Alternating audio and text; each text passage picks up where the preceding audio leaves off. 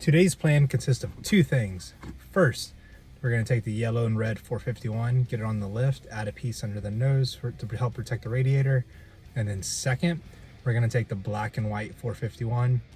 Actually, it's a little bit red, the wing's red to it, but that's the car my dad got second in last year's Lone Star 600 at Devils Bowl Speedway.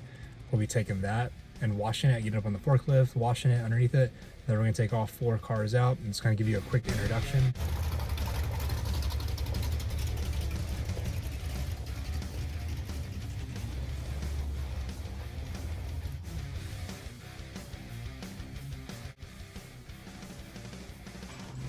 Yeah, I've been getting a lot of mud coming up in the radiator, and took it off because I was, temperature was a little high.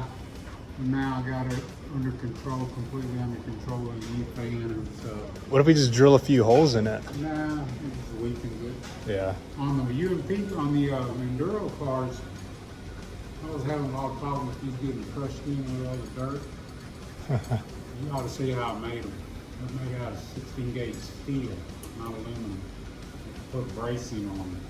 And I tested the one that's on your car. I tested it in the Waco. Man, it worked good. It didn't move none. And these would get all crushed up and get into linkage. But it didn't seem to affect it because it was soft aluminum. It would move real easy. But when I put the steel on, I was afraid if it got bent up, it would affect the steering, so I made it super strong so it wouldn't bend. And I'll put that on. It's, oh. Sorry, Bam Bam, to step on your tail. What is this, a 3-foot brake or a 4-foot? 4 foot.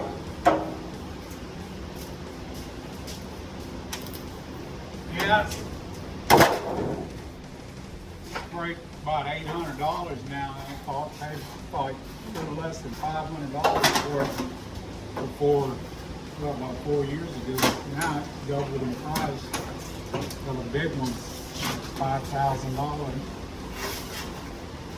Thought you had a bigger one.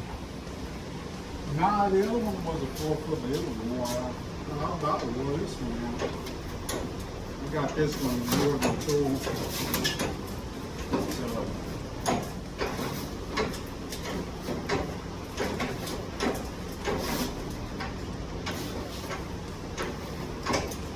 it's what they call a box pan brake.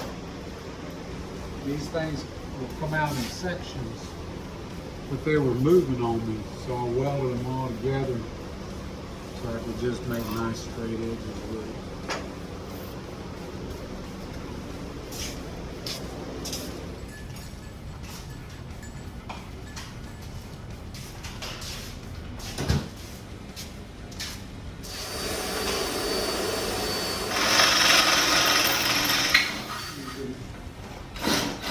So that big hole, this one looks like, and you put the threaded part up inside the frame.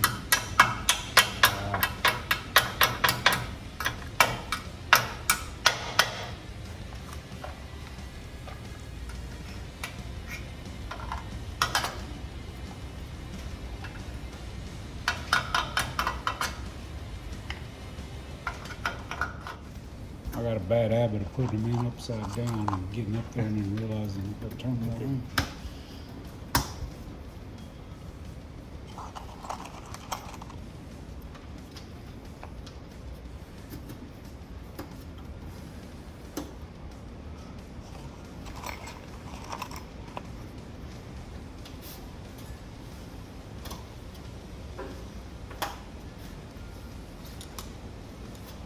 Well, this is just a block of dirt.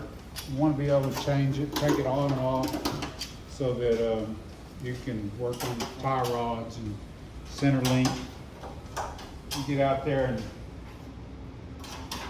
and racetrack and you bend one of these control arm, one of these tie rods or center links or idler arm or pivot arm, you need to be able to move this real quick.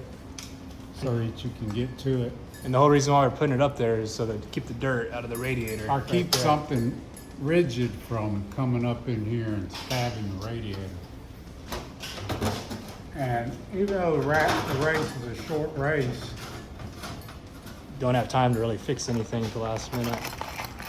and if you have to, you can just leave this off if you're in a big hurry.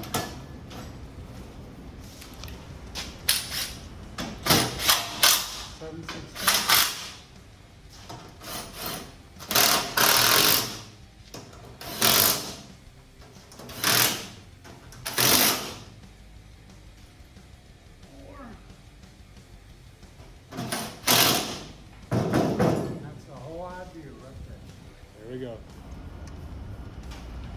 Normally I'd have a Zeus, which is old school. These were in there. And they get bent around and these wires get bent and then they won't hold and you got to mess with them and sometimes they seem kind of flimsy. They've always seemed to work though, but With a little bit of effort. these are like putting these J-clips. I just took them out, flattened out the hole, and stuck the J-clip in there so I could use the same holes. And they seem a lot stronger, so I decided to go to it. I mean, I've never lost a nose piece.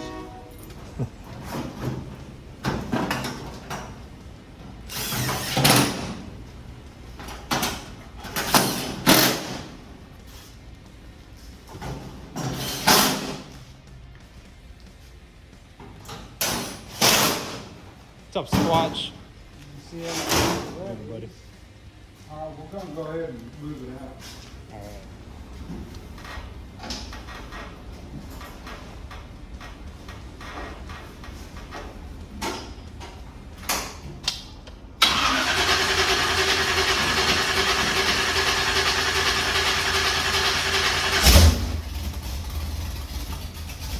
This is our yellow and red limited modified. It is our weekend warrior, the car that we will be racing at our local dirt track 105 Speedway in Cleveland, Texas, and occasionally hitting up some larger races around Texas, Oklahoma, and Louisiana. This car will be featured the most on this channel, so please follow along as we make modifications to make the car go faster and unfortunately repair damage. As many of you know, wrecking is part of the game in dirt track racing.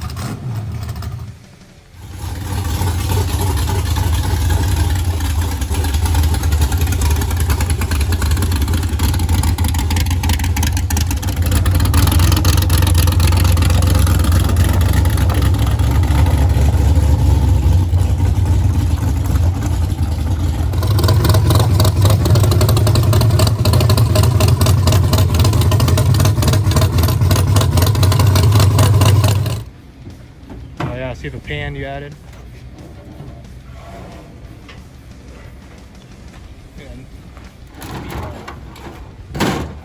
This is an experimental motor.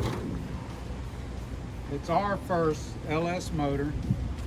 I built the whole motor, and it's a rebuild motor. It's not a out of the junkyard, just throw together and race it. Totally rebuilt motor. It's all stock pistons, stock rods, stock heads. Put a little cam in it, stage 2 cam, and we'll see how it runs. And so this is for the Enduro where there's no engine rolls, right? There's no engine rules. You can run pretty much whatever you want to run. Now we did go with the 4-barrel carburetor. It's a Victor Jr. intake with Holley 600. It's a conversion. It still has a MSD electronic ignition, but it's an MSD setup and worked great. Fired right up. We got a safety device here to run the electric fuel pump. When it loses oil pressure, it shuts the oil pump down, or shuts the fuel pump down. When it loses oil pressure, it shuts the fuel pump down. And tricky little setup. It's felt proof. It's a mechanical operated that operates the electronic fuel injection, fuel pump system, and it's a pretty safe setup. We like to think it's going to do the job as far as safety is concerned. And making it for 200-300 lap races? Yeah, well, we're going to find out. It's an experiment. If not, I get the new car that we know has made it. Yeah. So. And first time out's going to be October at the Texas 600. Biggest, best race in Texas. This is our new modified. What makes it different than our other modifieds is that more modifications can be done to the suspension, and there are very few engine rolls, and because of that, they can easily push upwards of 500 to 600 horsepower. We built this car to enter both IMCA and UMP modified races around the Texas, Louisiana, and Oklahoma area. If things go well, we may even venture out to the larger races further away. Our next race for this car is June 17th at Hardo Texas Speedway in Waco, Texas, where we will be racing with the Touring Outlaw Modified Series.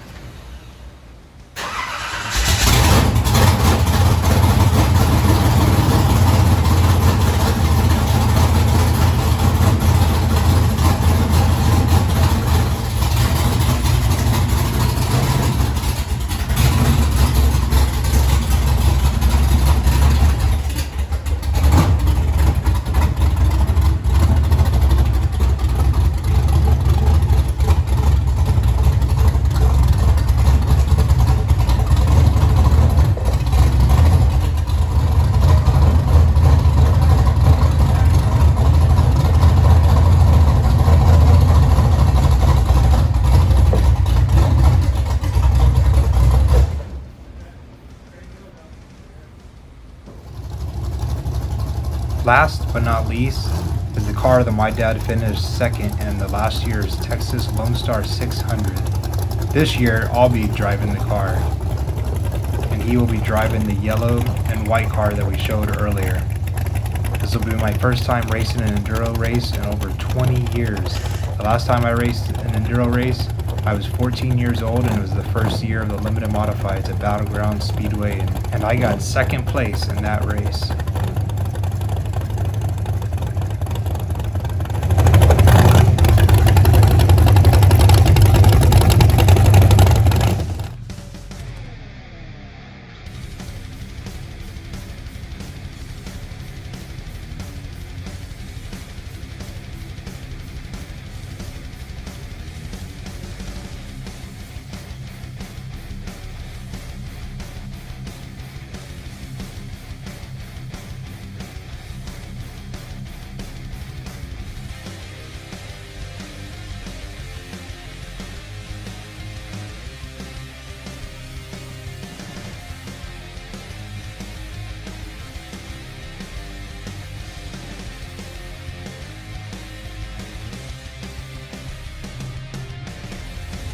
Our racing career began in 1986 with a 15-year hiatus from 2004 until 2019.